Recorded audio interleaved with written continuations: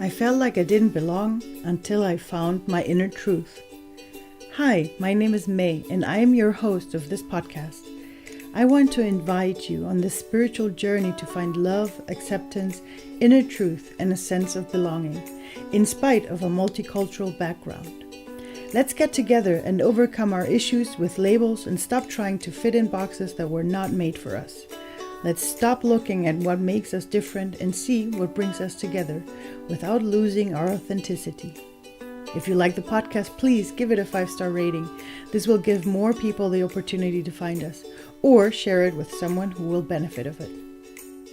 In today's episode, I'm taking you on the actual hike down to Waipio Valley while explaining to you why certain social engagements are actually very exhausting to us and others are not.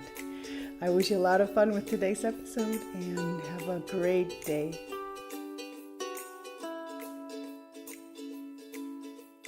Servus everybody. So here is another, how would we call this?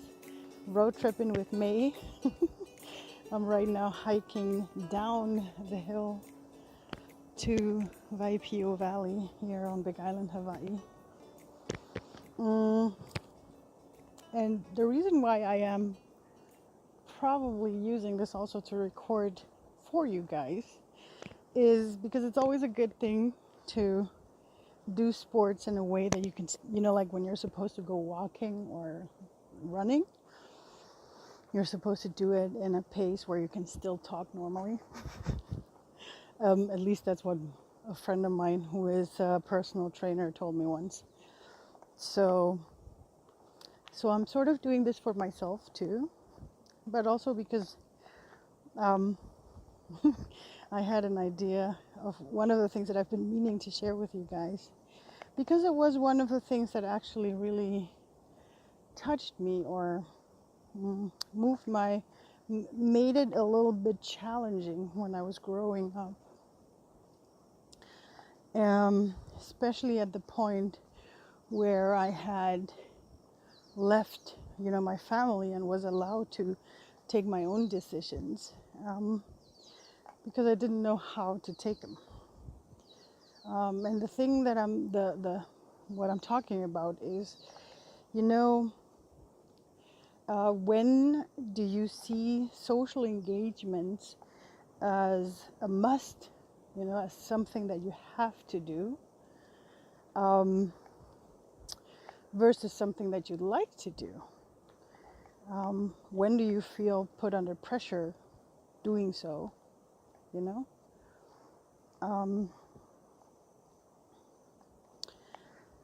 because it can become very exhausting when you feel like you have to attend every social engagement that is around there. And if that's the way you are, that's amazing and that's really cool, and I'm really happy for you. But then there is maybe some of you are similar to me, where it just gets too overwhelming.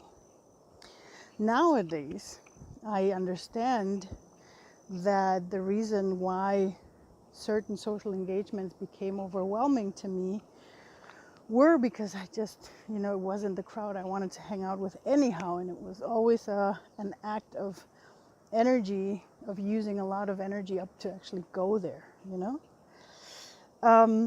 But I didn't know that back then, and it felt really, really exhausting, especially because on one hand I had this Latino side of me that always likes to be very sociable, and we have to go everywhere, and we have to support everybody, and we have to help everybody. And then I also had this German side of me that was like, well, yeah, but if you don't feel like it, just don't go. Why should you follow that? And then I had a Chinese side that felt like, yeah, but if you don't show up, then what are people going to think? I'm not saying that the Chinese side is like that. I just want to give an example for 3 people inside of me. And they probably have their roots somewhere in the cultures that influenced me throughout my becoming older, my growing up. But it was not easy to define for myself, where do I want to go, like, do I have to attend those meetings or not? And it starts with finding excuses or like little white lies to support that you can't go,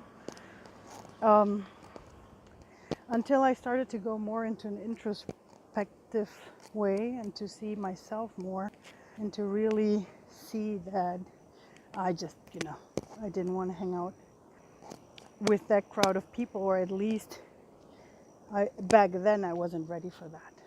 It's interesting because I don't know, a couple of days ago I was reading up on introverts and extroverts and how they how actually all of us have both inside of us, and depending on the situation we become more introverted, and depending on what situations we become more extroverted.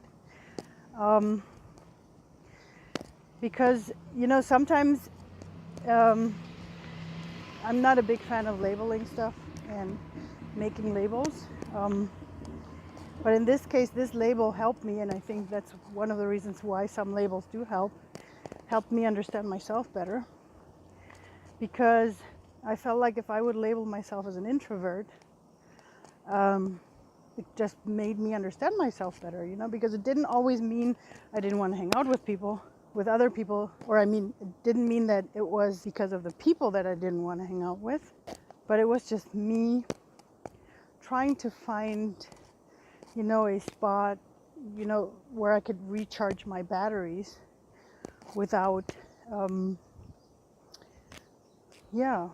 without hurting anybody else. Because if I say, hey, you know what, I'm feeling very introverted right now, like I need time for myself, and using that boundary and using that label really helped me. Now, understanding that all of us belong to both sides, that we all have an introvert and an extrovert side, makes this whole thing even more interesting. And I think it's a whole deal of being surrounded by the right people.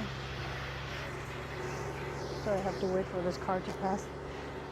Being surrounded by the right people, and being surrounded by the not so right people. Meaning that, are you with your tribe? Are you surrounded by the people that you like hanging out with? And sometimes it's just a change of energy. Hold on, there was another car passing by. Oh man, it's crowded today. So basically the idea, what I'm trying to tell you is that allow yourself to have both of those views on it, that sometimes, like I said, it can be other people, and that sometimes we just need to find the right crowd, and sometimes you just need to recharge your battery. So what does that mean for you, It doesn't necessarily mean that you have to become unsociable,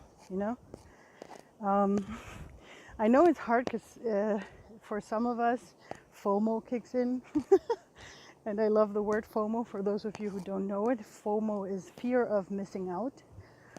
And I used to see that within myself too, until I realized that I would only feel FOMO when I was when I was trying to do something that didn't have to do with me. Sorry, needed to stop the recording there for a second because I needed to rearrange my backpack. So what I'm trying to say with FOMO is that it's so interesting, because if you really feel deep inside of you and see really what you truly want inside of yourself, most of the times you're gonna see that you really don't have FOMO, that you're really not missing out on anything. Because if you're honest with yourself, then it's something that you didn't want to do. And on the other hand, if it's really something that you do want to do and that you feel like you're going to be missing out on, then go, Why not go? So that's one of the things that I realized, that helps you go against FOMO is be honest with yourself. Connect yourself with yourself, with your true self, with how do you feel right now? What do you feel like doing right now? Because if you're true to yourself, then you're going to know, hey, I feel like going out and going for a dance. Then go for a dance. But if you feel like staying at home, and if you truly need that way more than going and talking to somebody or hanging out with someone, then do that. And then that's going to be fine for you.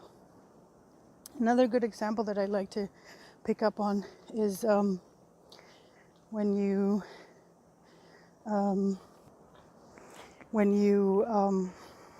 one story that happened to me. I was actually very recent, in a women's circle teacher training, and it was 10 days, and I think it was the 6th or 7th day where I felt the peer pressure of having to stay in the training,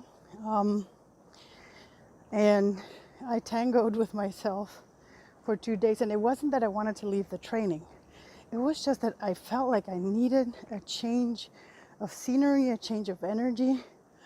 At first I thought that it was just my inner introvert that just needed time by myself. But when I finally put up the courage and said, guys, you know what? I need to step back for now. I think it was lunchtime. And I said, guys, I'm heading out. I'm not going to come back for the afternoon session because I need some time by myself. And I went home, and the first thing I wanted to do was meet with my friends who were staying there. So it wasn't that I needed time by myself. I just needed a change of energy, a change of scenery.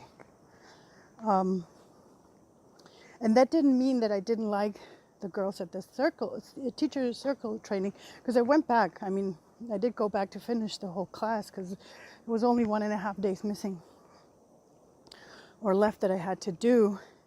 And I realized for myself that it wasn't that I didn't like the girls in the training. It was just that I needed a change of energy. So it didn't have anything to do with not being in my tribe. It just needed a change of energy. So those are the things that I want you to consider when you have social engagement for yourself, to really, really find a way to be true to yourself, to be honest. Starting with being honest. Do you really need to? Because I think we're in a time where we don't have to attend, every meeting all the time, every social engagement. There are so many. I remember for me growing up, there were so many of friends here and there. And I mean, it's nice to see them all, but before it gets too overwhelming, either put them all together on one day or separate them and do it in a way that it feels good for you, So yeah, there's another car coming. This one is not too loud. Well, yeah, so that's the part about social engagements, which I find sometimes very exhausting, to allow yourself to say no to one of those, or be honest with yourself if you really want to go to one, to actually do it. And that's also another thing, but that's just in between the lines. If you feel like going somewhere and you have no one to go with you, try to find a way to just go, It's sometimes a little bit, how do I put it, not so easy to step over that for yourself, because most of us are not used to going alone somewhere. But you're going to see that it definitely makes a change for you, because you never know who you're going to meet. And maybe you'll meet more people that are even more like-minded like you, So, more your tribe, more your people. So yeah, now it's getting exhausting to talk while I'm walking down, but I'm almost through. So thank you for accompanying me on this part, and thank you for being patient. And I hope this gives you a little inspiration into this direction of social engagements. sending you a big hug and wishing you a great week. Have a good time, share with people,